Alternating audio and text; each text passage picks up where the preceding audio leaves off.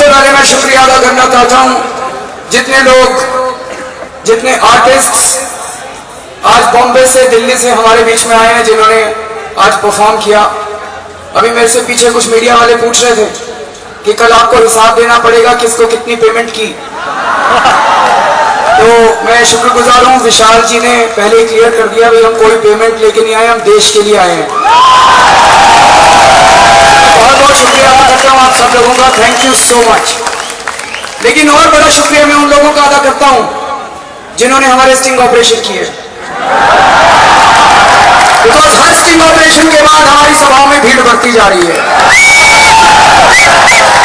और मुझे उम्मीद है, मैं पहले कहा करता था, हर जगह मैंने कहा कि हमारी 70 में से 47 सीट आ रही हैं, लेकिन मुझे उम्मीद है दोस्तों, अगर वो चुनाव के पहले 2-4 स्टिंग और कर दे तो 55 सीट आ जाएंगे।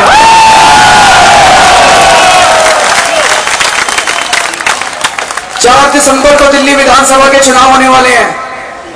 ये चुनाव कोई मामूली चुनाव नहीं है, इस बार हम सब लोगों की तकदीर बदल सकती है। अभी तक हमारे पास 2 ही पार्टियां होती थी, बीजेपी और कांग्रेस। मजबूरी थी, एक बार बीजेपी को हरा देते थे, एक बार कांग्रेस को हरा देते थे। दोनों पार्टियों ने मिलकर हमारा जीना हराम कर रखा, दोनों पार्टियों ने मिलकर देश को लूट लिया। दोस्तों, इस बार भगवान की दुआ से एक तीसरी पार्टी आई है, ईमानदार पार्टी आई है, आम आदमी पार्टी। और चारों तरफ दिल्ली में एक अद्भुत लहर चल रही है आम आदमी पार्टी की। कहीं चले जाइए आप, किसी से बात कर लीजिए, एक जबरदस्त लहर चल रही है। 10 में से 8 आदमी आपको कहते मिलेंगे जी इस बार तो मैं झाड़ू पे मार लगाऊं। जबरदस्त लहर चल रही है। गरीब से पूछ लो, झुग्गी वालों से पूछो, कहेंगे जी झाड़ू वालों की पार्टी आई है, इस बार तो झाड़ू पे ही मोहर लगाएंगे। आधों को तो नाम भी नहीं पता आम आदमी पार्टी का, लेकिन कहते हैं जी इस बार तो झाड़ू पे मोहर लगाएंगे। अमीरों से पूछ लो, फ्लैट वालों से पूछ लो, कोठी वालों से पूछ लो, इंजीनियर से पूछ लो, डॉक्टर से पूछ लो, किसी से बात कर लो, हर आदमी आपको कहता मिलता है जी इस बार तो झाड़ू पे, इस बार तो बदलाव चाहिए, इस बार तो परिवर्तन चाहिए। यहां तक कि कई कांग्रेसी और भाजपा वाले भी कह रहे हैं जी एक बार तो झाड़ू पे मोहर लगाएंगे। दोस्तों, 15 दिसंबर तक आम आदमी पार्टी की सरकार बन जाएगी और 29 दिसंबर को सब लोग डेट नोट कर लेना, 29 दिसंबर को दिल्ली विधानसभा का स्पेशल सत्र बुलाएंगे। विधानसभा के हॉल में नहीं बुलाएंगे, रामलीला मैदान में बुलाएंगे दिल्ली विधानसभा का सत्र।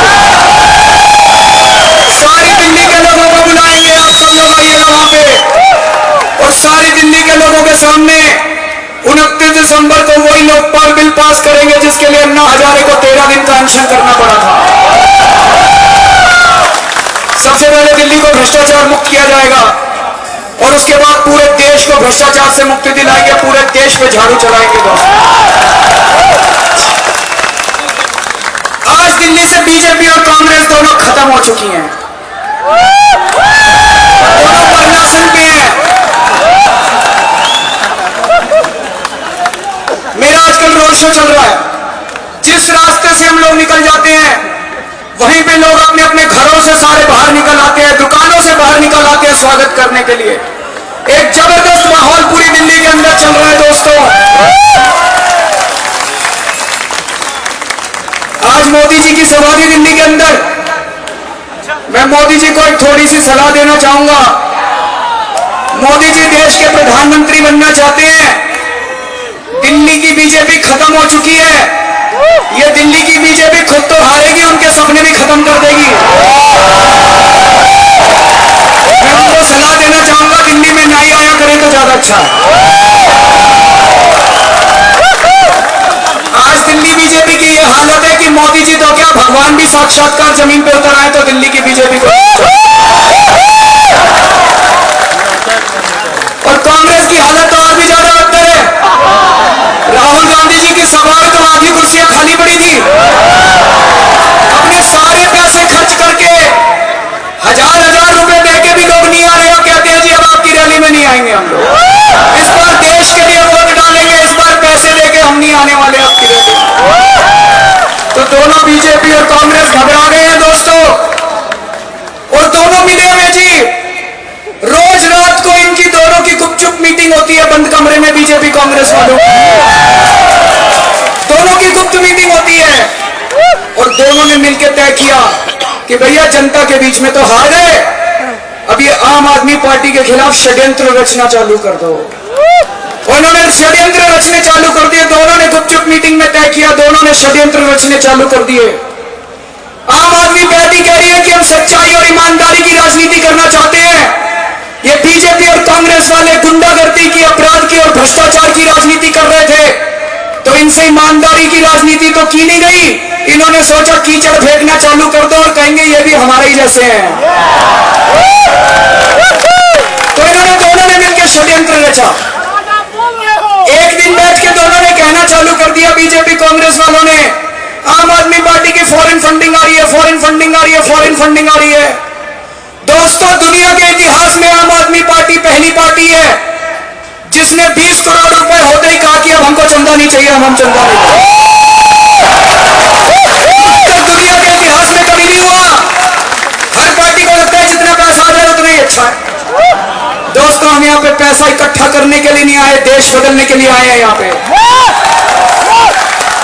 दुनिया की पहली पार्टी है जिसने 20 करोड़ रुपए इकट्ठा करते ही कह दिया कि हमें पैसा नहीं चाहिए। तो ये दोनों पार्टियों ने कहा इनको फॉरेन फंडिंग आ रही है, फॉरेन फंडिंग आ रही है, फॉरेन फंडिंग आ रही है, जांच कराएंगे। करा लो जी जांच, जितनी जांच करानी है करा लो। हमारे एक एक पैसे का हिसाब हमारी वेबसाइट के ऊपर है। कांग्रेस को 2000 करोड़ रुपए का चंदा मिला, बीजेपी को 800 करोड़ रुपए का चंदा मिला। उनसे पूछा किसने दिया, बताते नहीं है। बाद में पता चला जिनको कोयले की खदानें दी थी उन्होंने बीजेपी और कांग्रेस दोनों को चंदा दे रखा है। जिस दिन इन्होंने कहा कि फॉरेन फंडिंग आई है, फॉरेन फंडिंग आई है आम आदमी पार्टी की, दोस्तों हमने एक पैसे की फॉरेन फंडिंग नहीं ली। हमने केवल एनआरआई से पैसे लिए हैं। जो लोग हमारे देश में रहते थे और हमारे देश की व्यवस्था से, भ्रष्टाचार से तंग आके वो अमेरिका चले गए, वो सिंगापुर चले गए, वो हांगकांग चले गए, और जो आज तक भारत के पासपोर्ट के ऊपर काम कर रहे हैं, जो आज भी भारत के नागरिक हैं, उनके सीने में भी आज भारत के लिए दिल धड़कता है। तो आज भी चाहते हैं कि भारत सुधरे, तो आज भी चाहते हैं कि भारत से भ्रष्टाचार दूर हो। उन लोगों ने हम लोगों को फंडिंग दी है। कानून के मुताबिक हम उनसे फंडिंग ले सकते हैं। हमने इनको कहा कि जांच करा लो। सारा दिन शिंदे साहब, शीला दीक्षित, अरुण जेटली, ये सारे बोलते रहे foreign funding, foreign funding. NRIs को इतना गुस्सा आया कि उस एक दिन में उन्होंने 6 गुना फंडिंग दे दिया। 4 घंटे के अंदर 1300 एनआरआईज ने फंडिंग दे दी हम लोगों को। सब उल्टा पड़ गया। इनके बेचारों के नक्षत्र ही खराब है, इनकी किस्मत ही खराब है। जो करते उल्टा पड़ जाता है, जो करते उल्टा पड़ जाता है। 2 अक्टूबर 2012 को जब हमने पार्टी बनाई थी, तब हमने ऐलान किया था इन लोगों को राजनीति करनी नहीं आती है। दोस्तों, राजनीति तो लाल बहादुर शास्त्री ने की थी, राजनीति चाचा नेहरू ने की थी, सरदार पटेल ने की थी, बाबा साहब अम्बेडकर ने की थी। उन्होंने चुनाव लड़े थे। उन दिनों में जब कोई राजनीति करने जाता था कहते थे देश की सेवा करने जा रहा है, त्याग करने जा रहा है। आज ये बीजेपी और कांग्रेस वाले राजनीति नहीं कर रहे, दलाली करते हैं। 2 अक्टूबर को हमने कहा था इनको राजनीति करना हम सिखाएंगे, और पिछले 1 साल से इस दिल्ली के अंदर आम आदमी पार्टी एजेंडा तय करती है, और 10 दिन के बाद बीजेपी और कांग्रेस हमारे एजेंडा को फॉलो करते हैं। इनके नक्षत्र ही खराब हैं। जो ये करते उल्टा पड़ जाता है, जो ये करते उल्टा पड़ जाता है। ये फिर मिले जब फॉरेन फंडिंग का मुद्दा खत्म हो गया और फॉरेन फंडिंग का मुद्दा उल्टा पड़ गया, फिर इनकी गुपचुप बैठक हुई एक कमरे के अंदर। तो इन्होंने एक आदमी को पकड़ा, उस आदमी का नाम है संतोष भारतीय। अपने आप को पत्रकार कहता है, लेकिन मेरे को नहीं पता, कई लोग बताते हैं दलाल है। उसको उन्होंने अन्ना हजारे जी के पास भेजा। इतवार के दिन सवेरे सवेरे अन्ना हजारे जी के पास पहुंच गया। वो सारा दिन अन्ना जी के साथ कमरे में रहा। पता नहीं अन्ना जी को क्या झूठा सच्चा दिखाया, और एक चिट्ठी के ऊपर अन्ना जी के दस्तखत करवा के ले आया दिल्ली। और वो चिट्ठी उसने ले जाके बीजेपी वालों को दे दी। अगले दिन हमको पता चल गया बीजेपी की साजिश थी कि चुनाव के 3 दिन पहले उस चिट्ठी को खोलेंगे और अरविंद केजरीवाल और आम आदमी पार्टी खत्म हो जाएंगे। हमने सोमवार को शाम को प्रेस कॉन्फ्रेंस करके वो चिट्ठी जनता के सामने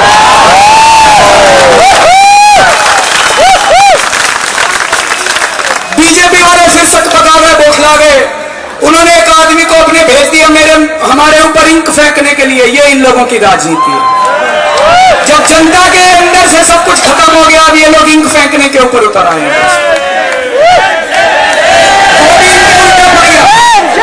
वो भी इनके उल्टा पड़ गया। मेरी अभी 3 दिन परसों मैंने सवेरे अन्ना जी से बात करी।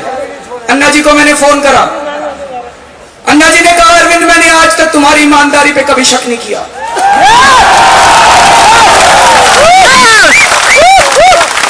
अन्ना जी ने कहा, मुझे पता है तुम सब कुछ छोड़ के अपने परिवार को, अपनी नौकरी को सब दांव पे लगा के तुम देश के लिए काम कर रहे हो।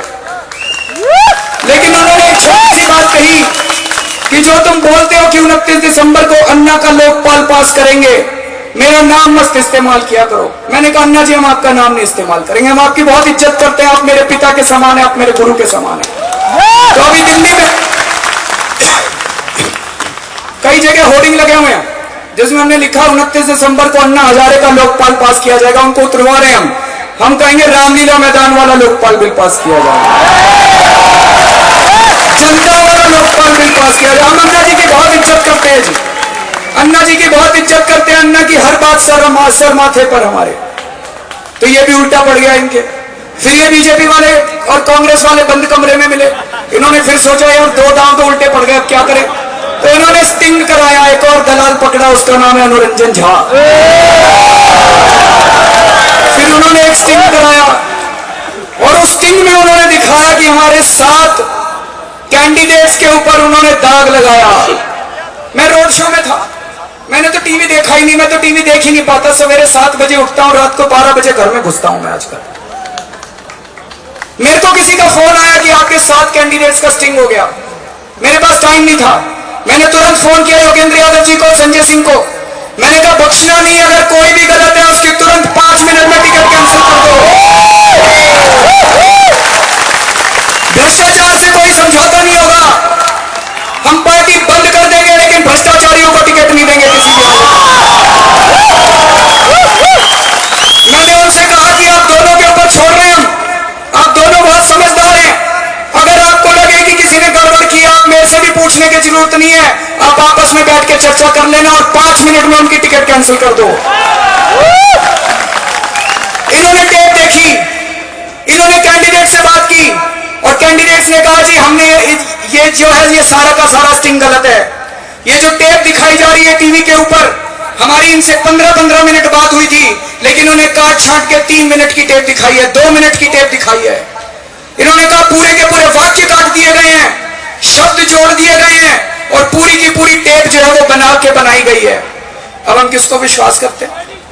तो हमने उनको चिट्ठी लिखी, अनुरंजन झा को फोन किया संजय सिंह ने। हमने कहा जी आपकी रॉ फुटेज भेज दीजिए, अभी ये आपने एडिट करके दी हुई अपनी रॉ फुटेज भेज दीजिए। उसने कहा आप अपना ईमेल दे दीजिए, मैं अभी भेज देता हूं। हमने अपना ईमेल भेज दिया, आधे घंटे बाद उसका फोन आया, कहता मैं नहीं देता आपको रॉ फुटेज। तब हमें शक हुआ इसके पीछे चाल क्या है, क्यों नहीं दे रहा रॉ फुटेज। हम उसका स्वागत करते हैं, उसने हमारा स्टिंग किया, हम चाहते हैं सारे हमारा स्टिंग करें, हमारी कमियां निकालें। अगर हमारी कोई कमी कैंडिडेट में कोई कमी निकाल देंगे हम लोग, लेकिन वो सच्चाई बताने की कोशिश तो करे, सच्चाई तो बताए। रॉ फुटेज देने में क्या दिक्कत थी उसको? जब उसने रॉ फुटेज नहीं दी तब हम लोगों को शंका हुई कि कुछ ना कुछ तो गड़बड़ है। दोस्तों, इस अनुरंजन झा के पीछे कोई और ताकतें लगी हुई हैं, इस अनुरंजन झा के पीछे जरूर बीजेपी कांग्रेस वाले हैं। तब हमने ऐलान किया कि अगर हमारे किसी कैंडिडेट के खिलाफ कुछ गड़बड़ मिली तो हम उसको बख्शेंगे नहीं, लेकिन अगर ये टेप फर्जी है तो हम अनुरंजन झा को भी नहीं बख्शेंगे। जहन्नुम तक पीछा करेंगे इन भ्रष्टाचारियों को, छोड़ेंगे इनको। और कुछ मीडिया वाले दोस्तों, मेरे को पता चला है अपने सूत्रों के मुताबिक 1400 करोड़ रुपए बटे टीवी वालों के अंदर। टीवी वाले नहीं जी, कई टीवी वाले बहुत अच्छे हैं, देशभक्त हैं, बहुत सारे अच्छे लोग हैं, लेकिन कुछ लोग ऐसे हैं जो मछली पूरे तालाब को गंदा कर देती है, कुछ लोग पूरे तालाब को गंदा कर रहे हैं। 1400 करोड़ रुपए बटे हैं जी, और कुछ टीवी चैनल वालों ने फर्जी टेप चलाए पूरे के पूरे। हम उनको भी नोटिस दे रहे हैं, उनको भी कोर्ट के अंदर मानहानि का दावा करेंगे।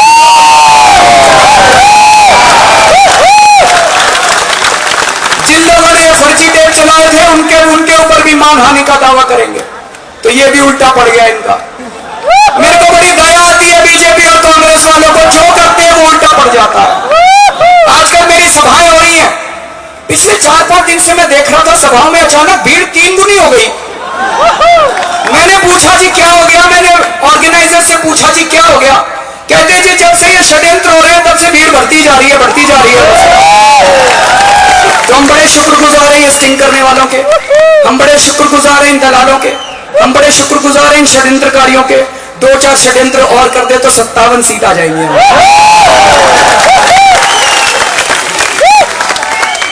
और अभी तैयार रहिएगा, मैंने सुना मनीष का भी एक टेप बना हुआ है, इसका भी आने वाला है। प्रशांत जी का तो एक आया था, शायद एक और आ रहा है। अभी सबका नंबर लगने वाला है जी, सारों के टेप आने वाले हैं। ये एपिसोड है, एपिसोड 1, एपिसोड 2 सीरियल चल रहा है।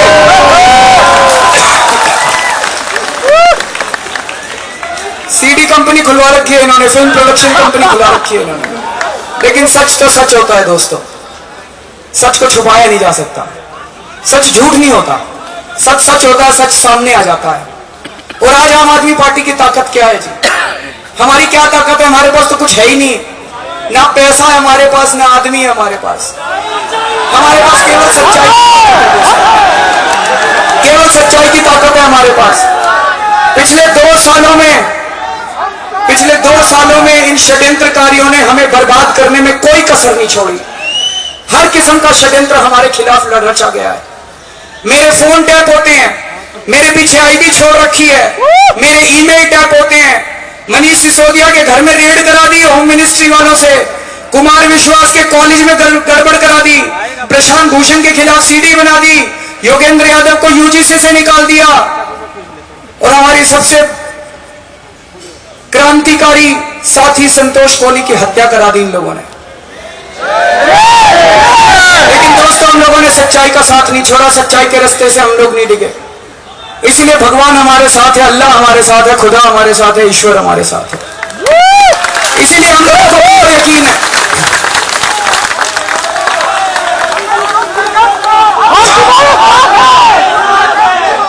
कई लोग हमसे पूछा करते थे कैसे लड़ोगे चुनाव, तुम्हारे पास तो ना बाहुबल है ना पैसा है। मैं कहता था सच्चाई है जी हमारे साथ। तो मीडिया वाले मानते नहीं थे, कहते हाँ वो तो ठीक है, सच्चाई तो है, लेकिन कैसे लड़ोगे? सच्चाई को तो यूं दरकिनार कर देते। दोस्तों 2 साल के अंदर, बचपन में तो सुना करते थे सच्चाई में बड़ी ताकत होती है, ट्रुथ इज वेरी पावरफुल। कभी एक्सपीरियंस नहीं किया था, लेकिन पिछले 2 सालों में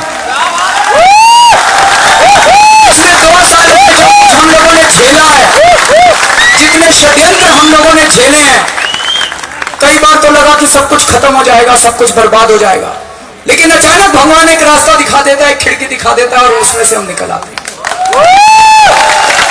सच्चाई में बहुत बड़ी ताकत है दोस्तों, और ये पूरी की पूरी कवायद इस देश की राजनीति में सच्चाई और ईमानदारी लाने की कवायद है दोस्तों। ये धर्म युद्ध है, पाप और पुण्य के बीच की लड़ाई है। एक तरफ बीजेपी कांग्रेस वाले हैं और एक तरफ आम आदमी पार्टी है। दोस्तों ये लड़ाई हमारी लड़ाई नहीं है। अरविंद केजरीवाल को चुनाव नहीं लड़ना, मनीष सिसोदिया को चुनाव नहीं लड़ना, ये हम सब लोगों की लड़ाई है दोस्तों, हम सब लोगों की लड़ाई है। अगर 4 दिसंबर को आम